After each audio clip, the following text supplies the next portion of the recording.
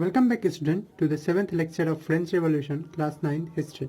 यहाँ पे हम लोग पढ़ने वाले हैं वोमेन्स का रोल रिवॉल्यूशन।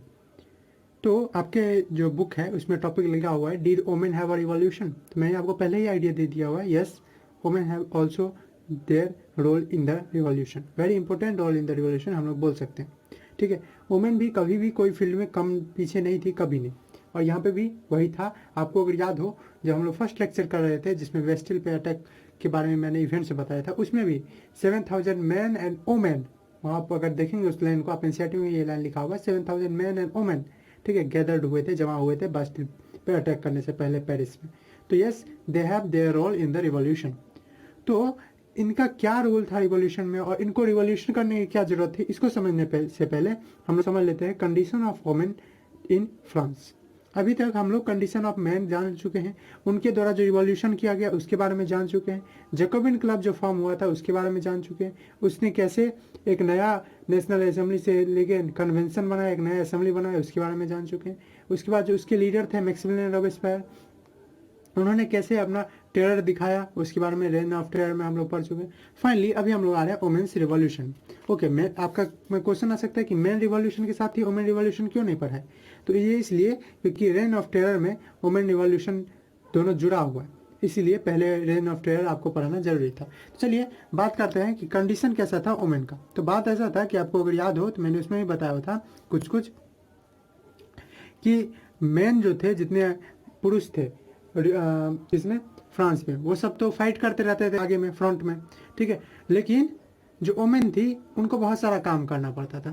वो काम क्या क्या रहता था, तो पहला काम तो उनको करना पड़ता था कि अपने फैमिली को देखना पड़ता था, तो लुकिंग आफ्टर देयर फैमिलीज, ठीक, ये पहला इनका काम रहता था।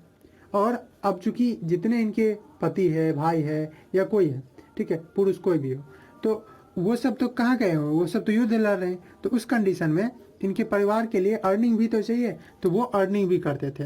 तो दे वर्क फॉर लिविंग, ठीक है, जीने के लिए भी काम करते थे। और लिविंग के लिए क्या क्या काम करते थे, तो कोई सेल करता था, ठीक है, किसी को, तो फ्रूट्स को, फ्लावर को, by selling fruits, flower, vegetables, इसी चीज़ सबको सेल करके, ठीक है, फ्लावर्स इटीसी, वेजिटेबल्स इटीसी, और वर्किंग एज ए सर्वेंट, ठीक है, सर्वेंट के रूप में काम करके बड़े बड़े जो रहते थे, ठीक है, अभी भी होता है ऐसा, शहर में भी गांव में भी। तो working as a servant, servant के रूप में, नौकर के रूप में बड़े बड़े घर में काम करके वो लोग अपना परिवार चलाते थे। ओके, और इनके साथ भेदभाव भी बहुत था, इसलिए रिवॉल्यूशन भी की। तो ये दो इनका मेन था, ठीक। तो फ्रेंच सोसाइटी में इनको क्या क्या करना पड़ता था, तो आप देख चुके हैं, इनको काम भी करना पड़ता था, फैमिली को भी देखना पड़ता था, ठीक है। उसके बाद भी उनके पास एजुकेशन का, ठीक है, कोई व्यवस्था नहीं था वुमेन के लिए, ठीक है। तो कंडीशन ये भी था, इतना बुरा था कि नो एक्सेस टू एजुकेशन, किसी भी वुमेन को एक्सेस नहीं था एजुकेशन का। ऑफ कोर्स आपको कुछ नोबल थे, क्लर्की क्लास जो हायर क्लास थे, उनको उनके औरत को या उनके वुमेन को, उनके गर्ल्स को, उनकी बेटिया को अलाउ था एजुकेशन के बारे में, ठीक है। तो उसके बाद हम लोग देख सकते हैं कि सिर्फ वेल्दियर मेंबर जो होते हैं, जो तो पैसे वाले थे, वही कन्वेंट में, स्कूल में पढ़ सकते थे। ओके, उसके बाद उनको खाना भी बनाना है, ठीक है, वो तो इसी में आ गया, लुकिंग आफ्टर देयर फैमिली, खाना बनाना है, ठीक। लंबे लंबे लाइन में लग के ब्रेड लाना रहता था, अपने बच्चों के को देखना रहता था।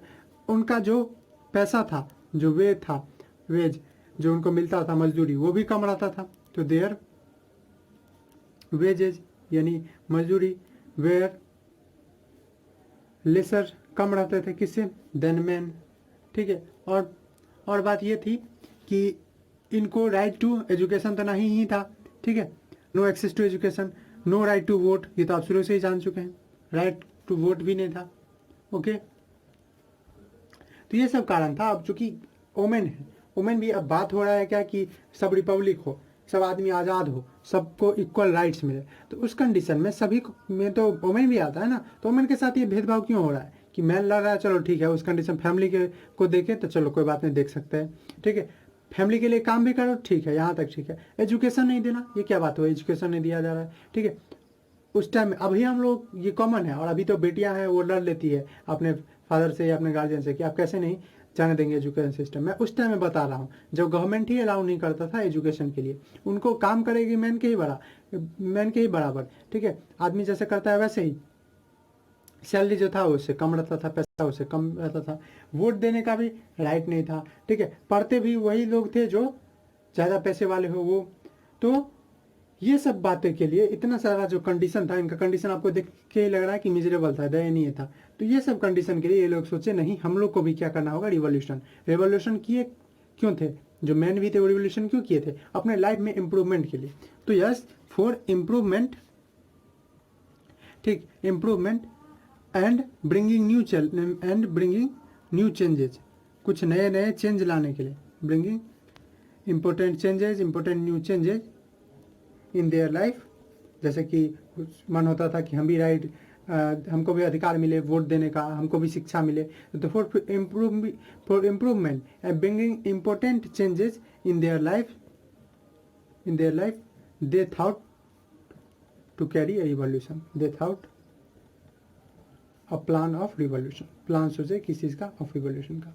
अब अभी जो थोड़ा मोड़ा मैं बात कर रहा हूँ वो 1789 से पहले की बात है जरूर, ठीक है। अब चलिए, अब ये कैसे करेंगे रिवॉल्यूशन, ठीक है। तो रिवॉल्यूशन इनके करने का वही तरीका था जो मैन का होता था। ये लोग भी पॉलिटिकल क्लब्स बनाए, न्यूज़पेपर बनाए। तो वोमेन भी जो थी वो जो इंटरेस्टेड रहती थी तो वो सब क्या की, अपने खुद का पॉलिटिकल क्लब और न्यूज़पेपर बनाए। तो आप अपने अगर बुक में देखेंगे एनसीईआरटी में तो लगभग 60 वोमेन का क्लब था, जिसमें से जो आप देखेंगे एक नाम होगा society of revolutionary and Republican women, society of revolutionary and Republican women, ये सबसे फेमस रहा। जिस तरह से मैन में जेकोबिन क्लब था सबसे फेमस, ठीक है, उसी तरह से वोमेन में कौन था, तो वोमेन में था the society of revolutionary and Republican women. तो हम लोग बोल सकते हैं कि ये लोग क्या करते थे, तो they revolted, they plan their revolution. Club का क्या काम था आपको याद हो तो, क्लब का काम होता था जहाँ पे लोग पॉलिटिकल डिस्कशन करें, गवर्नमेंट के बारे में बात करें, उनके इशू के बारे में बात करें, ठीक है, कि क्या क्या पॉलिसी निकाले उसके बारे में बात करें, अपना रिवॉल्यूशन, अपना अटैक कैसे होने वाला है उसके बारे में प्लान करें। तो वो भी प्लान किए दियर रिवॉल्यूशन बाय स्टार्टिंग, शुरू करके क्या चीज़, पॉलिटिकल क्लब्स, ठीक है, by starting political clubs and their own newspaper, अपने political club, by starting their अपने own political clubs and newspaper, अपने पॉलिटिकल क्लब्स और न्यूज़पेपर स्टार्ट करके, ठीक है। इसमें जो था लगभग हम लिख सकते हैं about 60 clubs where there, clubs थे पूरे डिफरेंट पार्ट ऑफ फ्रांस में। उनमें से जो the society of Republican and revolutionary society, ऐसा करके था, क्या था, द सोसाइटी ऑफ, आपको ये थोड़ा ध्यान में रखना है, मेरे माइंड से भी कभी कभी स्लिप कर जाता है, the society of revolutionary and Republican, revolutionary, ठीक है, वोमेन तो था ही, और रिपब्लिक चाहते थे, इसलिए आप ऐसे याद रख सकते हैं कि वो समाज जो क्लब था, क्लब का नाम है, वो आप ऐसे याद रखेंगे, समाज जो रिवॉल्यूशन करता था किस चीज़ के लिए, रिपब्लिक पाने के लिए, आज़ादी पाने के लिए। तो रिपब्लिकन वोमेन ये सबसे फेमस था, was most famous among them, सबसे फेमस था। उसी तरह से जैसे मैन में जैकोबिन क्लब था मोस्ट फेमस। ओके, अब बात हुई कि रिवॉल्यूशन कर रहे थे, ठीक है, तो डिमांड क्या था, तो अब ऐसे डिमांड होगा कि अपने लाइफ में इम्प्रूवमेंट, ठीक है, तो ये था डिमांड इनका, ठीक, अगर आप देखें तो यही था डिमांड। क्या था, तो डिमांड था for improvement and bringing important changes in their life without a plan of revolution and also equal right to vote, ठीक है, जैसे मैन को राइट है, अधिकार है वोट देने का, तो वैसे इक्वल राइट टू वोट, यही था इनका डिमांड। ओके, अब हुआ क्या, इनका जो मेन डिमांड था, मेन वो क्या था, पॉलिटिकल राइट मिल जाए, मिल जाए, पॉलिटिकल राइट करने का मतलब वोट देने का राइट, मेंबर बनने का राइट, ये था, ठीक है। अब देखिए जब 1791 में कॉन्स्टिट्यूशन बना था, आपको याद हो, नेशनल असेंबली कॉन्स्टिट्यूशन ड्राफ्ट किया था 1791 में, तो 1791 में जो वोमेन थे उनको पैसिव सिटीजन के अंदर में कैटेगराइज कर दिया गया था। पैसिव सिटीजन, अगर आपको याद हो तो पैसिव सिटीजन वो सिटीजन होते थे जो वोट नहीं दे सकते थे। मैन में वैसे सिटीजन जो 25 ईयर से ऊपर हो और अच्छे खासे प्रॉपर्टी रखते हो, कितने प्रॉपर्टी की वो टैक्स दे सके 3 लेबर वेज के बराबर, तो वो थे उनको एक्टिव सिटीजन बोलता था, मतलब वो वोट दे सकते थे। वोमेन और बाकी जितने हुए उन लोगों को पैसिव सिटीजन बोला जाता था। अब इनका डिमांड क्या था वोमेन का, कि हमको वोट देने का राइट मिले, ठीक है, हमको भी, हम भी असेंबली के मेंबर के रूप में हो, हम भी पॉलिटिकल ऑफिस में जाए, ठीक है, हम भी न्यू गवर्नमेंट को रिप्रेजेंट करें, पर ऐसा हुआ नहीं। पर ऐसा भी नहीं है कि रिवॉल्यूशनरी गवर्नमेंट जो हुआ 1791 का वो कुछ सुधार नहीं किया, सुधार किया। ये लोग अपना इम्प्रूवमेंट चाहते थे लाइफ में, तो इनके लाइफ में इम्प्रूवमेंट हुआ। पर ऑफकोर्स उनका जो पॉलिटिकल राइट था, इक्वलिटी का राइट था, वो अभी भी नहीं मिला। और कब मिला? 1946 में। बहुत ज़्यादा साल लेट हो गया, 200 साल लगभग, ठीक है, 150-200 साल लेट हो गया इनका, ठीक है। मतलब 1789 में मिल जा रहा है इनको, और उनको जाते जाते कहाँ? 1946 में। जी हाँ, अपने आज़ादी से 1 साल पहले इनको वोट का अधिकार मिला, ठीक है। तो हम लोग लिख सकते हैं कि इनमें क्या क्या रिफॉर्म हुआ, सुधार हुआ, रिफॉर्म्स या सुधार या वोमेन्स लाइफ, इसको पूरा लिख सकते हैं, रिफॉर्म्स इन वोमेन लाइफ। पहला चीज़ ये हुआ कि उनका लाइफ में थोड़ा इंप्रूवमेंट आया, और लाइफ में इंप्रूवमेंट फॉलोइंग वे से आया। Improvement in of life, improvement in way of living. किस तरह से? तो उनको नया नया स्कूल, स्टेट में स्कूल दिया गया, तो creation of, by creation of state school create किया गया। और उसके साथ साथ स्कूलिंग को कंपलसरी बना दिया गया। जैसे पहले था कि पहले स्कूल किया करने ही नहीं देते थे वोमेन को, ठीक है, खास के जो गरीब वोमेन है, सिर्फ नोबेल वगैरह की बेटी जहाँ पढ़ती थी। लेकिन अब स्कूलिंग जो था, मतलब स्कूल जाना, वो कंपलसरी ही कर दिया गया कि जाना ही पड़ेगा। Schooling was made compulsory for all, सभी के लिए, ठीक है। मतलब देख रहे हैं आप, सुधार तो आया, ऐसा नहीं है कि सुधार किया ही नहीं, पर यस, जो उनका राइट था, जो उनका मन था कि हमको वोट देने का राइट दिया जाए, वो नहीं मिला, ठीक है। Was made compulsory for all. उसके बाद उनके फादर जो थे वो उनको फोर्स नहीं कर सकते थे मैरिज के लिए। Father can not force, father जो थे वो नहीं फोर्स कर सकते थे, couldn't force for marriage, force them for marriage. और मैरिज को तब मान लिया गया एक कॉन्ट्रैक्ट के रूप में, कि वो एक कॉन्ट्रैक्ट होगा उन दो कपल के बीच में जो दो शादी कर रहे हैं, और वो सिविल लॉ के अंदर आ गया, ठीक। उसके बाद डाइवोर्स जो है, या आप मैरिज में उसी में जोड़ सकते हैं, डाइवोर्स जो है, मतलब तलाक जो है, वो लीगल बना दिया गया। और ये ऐसा नहीं है कि सिर्फ मैन ही दे सकता है, वुमेन भी दे सकती है, मतलब दोनों तरफ से एप्लीकेबल कर दिया गया। ऐसा नहीं कि सिर्फ मैन ही तलाक दे सकता है, दोनों तरफ से। Divorce was made legal and can be applied from either side, और उसको अप्लाई किया जा सकता है, तलाक मांगा जा सकता है दोनों साइड से, आइदर साइड। उसके बाद वुमेन को अब ट्रेन किया जाता था काम के लिए। आपको याद है, तो पहले काम नहीं मिलता था फैक्ट्री समय वैसा, तो लेकिन अब वुमेन को now train for job, train किया जा सकता था जॉब के लिए, ट्रेन फॉर जॉब्स। और छोटे छोटे वो अपनी दुकान भी खोल सकते थे, या आर्टिस्ट के रूप में काम भी कर सकते थे। तो ये सब हुआ उनके लाइफ में सुधार। पर ऑफकोर्स ये सुधार पाने के लिए भी उनको बहुत सारा दिक्कतों का सामना करना पड़ा। जैसे अभी हम लोग पढ़ेंगे कि रेन ऑफ टेरर में इनका क्या कंडीशन था। मैक्सिमिलियन रॉबेस्पियर जो कि रिपब्लिक चाहते थे, अपने आदमी को भी नहीं छोड़ते थे, उनके पीरियड में क्या हाल रहा। क्योंकि यहीं पे इतना सुधार मिलने के बाद भी वोमेन का मेन चीज़ तो नहीं मिला। मेन मकसद क्या था उनका? मेन मकसद था इक्वल राइट टू वोट, वो तो अभी तक नहीं मिला है। तो इसीलिए वोमेन क्या सोची? वोमेन सोची कि हमारा जो राइट है अभी भी वो नहीं मिला है, तो हम लोग अपना रिवॉल्यूशन कंटिन्यू करेंगे, हम लोग अभी भी रिवॉल्यूशन करेंगे। तो उस कंडीशन में क्या हुआ, चलिए इसको पढ़ते हैं।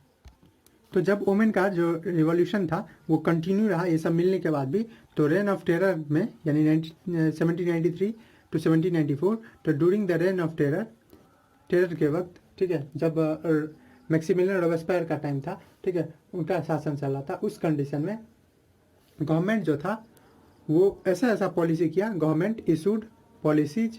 मैं इसको गवर्नमेंट को शॉर्टकट में लिख दिया हूँ, आप समझ लीजिए। During rain of government, rain of terror, government क्या किए? Government issued and ordered, issued किए और ऑर्डर किए किस चीज़ को? Closing of clubs. जितने क्लब्स सब थे उनको बोला गया कि बंद कर दिया जाए। क्लोजिंग ऑफ क्लब्स, उनके जितने पॉलिटिकल एक्टिविटीज़ है, चाहे वो कोई चीज़ के बारे में बात करते हैं या वैसे, तो उस सबको ख़त्म कर दिया जाए। Closing there political activities, closing and banning, ban कर दिया जाए किस चीज़ को? उनके जितने पॉलिटिकल राजनीतिक काम है, देयर पॉलिटिकल एक्टिविटीज़। क्योंकि उस टाइम में भी माना जाता था कि औरत, देखो औरत के बारे में चलो पढ़ाई लिखाई ठीक है, ठीक है, वो अपने बच्चे को भी अच्छा बना पाएगी, लेकिन औरत जो है वो हाउस होल्ड के लिए बनी है, हाउस वाइफ के लिए बनी है, तो उनको ऐसा राइट दिया ना जाए, ठीक है। तो बहुत सारे वोमेन जो थे इनके टाइम में, रेन ऑफ टेरर में, उनको अरेस्ट कर लिया गया। मेनी वोमेन वेर अरेस्टेड, ठीक है। और आपको पता ही है, जब रेन ऑफ टेरर के वक्त में कोई अरेस्ट होता था तो उन पर ट्रायल होता था, कोर्ट उनको सजा देता था, और सजा देता था क्या होता था? उनको एग्जीक्यूट, मार दिया जाता था। बुलेटिन था ही उस टाइम में, तो मार दिया जाता था, ठीक है, जिसे आपको पता ही होगा। तो इसी टाइम में एक बहुत अच्छा फिगर उभर के आया, एक बहुत अच्छा पर्सनैलिटी थे, पर्सनैलिटी थी कौन, ओलंपी डी गॉज। आपको स्क्रीनशॉट दिख रहा होगा जिसमें इनके बारे में लिखा हुआ, आप इनके बारे में अच्छे से पढ़ सकते हैं। ये भी एक वोमेन थी जो उस टाइम में बहुत एक्टिव थी, ठीक है, पॉलिटिकल मामले में फ्रांस में। अब इनका क्या था, इनका था कि जैसे मैन को राइट दिया गया है, डिक्लेरेशन ऑफ राइट, कि मैन जन्म लिया है फ्री, ठीक है, और हमेशा फ्री रहेगा। डिक्लेरेशन ऑफ राइट याद है ना, हम लोग तीसरा या चौथा लेक्चर में बात किए थे। तो उसी तरह से वुमेन को भी वही राइट मिला जाए, ठीक है। Declaration of right of man, वो सिर्फ मैन के लिए नहीं, सिटीजन के लिए हो, मैन और वुमेन दोनों के लिए, ठीक। अब इन्होंने एक अपना डिक्लेरेशन भी बनाया था, ठीक है, मैं जिसको अभी आपको स्क्रीनशॉट दिखेगा उस चीज़ को हम लोग पढ़ के देखेंगे, ठीक है। तो एक अपना डिक्लेरेशन ऑफ राइट भी दिया था, जिसके कारण इनको फिर से, चूंकि रेन ऑफ टेरर चल रहा था तो रॉबेस्पियर पकड़वाए और नेशनल कन्वेंशन के इलेक्शन के हिसाब से इनको भी मार दिया गया, ठीक है, ओलंपी डे गॉज का। मतलब समझिए कि आवाज़ उठाना इतना हैवी था उस टाइम में, इतना भारी था। तो आपको दिख रहा होगा कुछ बेसिक राइट जो कि ओलंपी डे गॉज डिक्लेयर की थी। पहला है उसमें, women is born free and remains equal to man in right. Women जो है वो जन्म ली है, आज़ाद जन्म ली है, स्वतंत्र जन्म ली है, और अधिकारों में मैन के बराबर होना चाहिए। दूसरा है, the goal of all political association is the preservation of natural rights of women and man. This rights are liberty, property, security and above all resistance to operation. दूसरा चीज ये बोला जा रहा है कि जितने पॉलिटिकल एसोसिएशन है, मतलब नेशनल असेंबली हो या दूसरा कन्वेंशन हो, जितने बने हुए उन सभी का काम है क्या चीज, तो प्रिजर्व करना, यानी बचा के रखना। किस चीज को, जो राइट मैन और वोमेन को जन्म से मिला हुआ है। अब ये बात नहीं कि सिर्फ वो वोमेन का की, मैन और वोमेन को जो जन्म से मिला हुआ है, जैसे आज़ाद रहने का अधिकार, उनका प्रॉपर्टी है उसका अधिकार, ठीक है, उनके सिक्योरिटी का, उनकी सुरक्षा का अधिकार, ठीक है, और सबसे बड़े कि उन पे कोई दबाव न डाले, ऑपरेट ना करे उनको, उसका अधिकार। तीसरा ये लिखी हुई है कि the source of all sovereignty resides in nation which is nothing but a union of man and women. अब यहाँ पे ये तीसरा जो है, इसमें आपको सॉवरेन का मतलब पता होना चाहिए। सॉवरेन सिंपली मीन्स जो शासन होता है वो, ठीक है। तो ये बोलिए, the source of all sovereignty resides in nation, मतलब जो शासन है वो किस पे किया है, किसी राष्ट्र पे, किसी नेशन पे, और उस राष्ट्र में रहता है कौन है, मैन और वोमेन। तो ये बोलती है कि जो नेशन है वो मैन और वोमेन से बना हुआ है और उस पर शासन जो है उन्हीं पे किया जाएगा, ठीक है। उसके बाद फोर्थ पॉइंट जो है वो बोला जाता है, the law should be expression of general will, ठीक, all female and male citizen should have say either personally और their representative in its foundation. मतलब स्पीच का आपको इक्वल राइट है, आपको फ्री है कि आप कुछ बोल सकते हैं, ये था इनका। ऐसे ही आप उसको लंबा चौड़ा है पढ़ सकते हैं। उसी तरह से ये दिया हुआ फिफ्थ पॉइंट जो है वो है कि कोई वोमेन एक्सेप्शन नहीं है, मतलब कोई वोमेन अपवाद नहीं है। अगर वोमेन गलत होती है किसी केस में तो उनको अरेस्ट किया जाए, एक्यूज किया जाए और उनको मार भी दिया जाए, ठीक है, सजा मिल ले। और ऐसा इनके साथ हुआ, इनको मार तो दिया गया, इनको सजा भी मिला, ठीक है, लेकिन इनका गलती नहीं था। तो इतना की बेचारी बहुत की अपना प्रयास, ठीक है, इनको फ्रांस हमेशा याद रखा। तो इतना बहुत इंपॉर्टेंट कंट्रीब्यूशन दी, लेकिन उस टाइम में भी नहीं हो पाया। 1748 से 1793 तक लगभग अपने फ्रांस का सेवा की, लेकिन कुछ मिला नहीं उस टाइम में।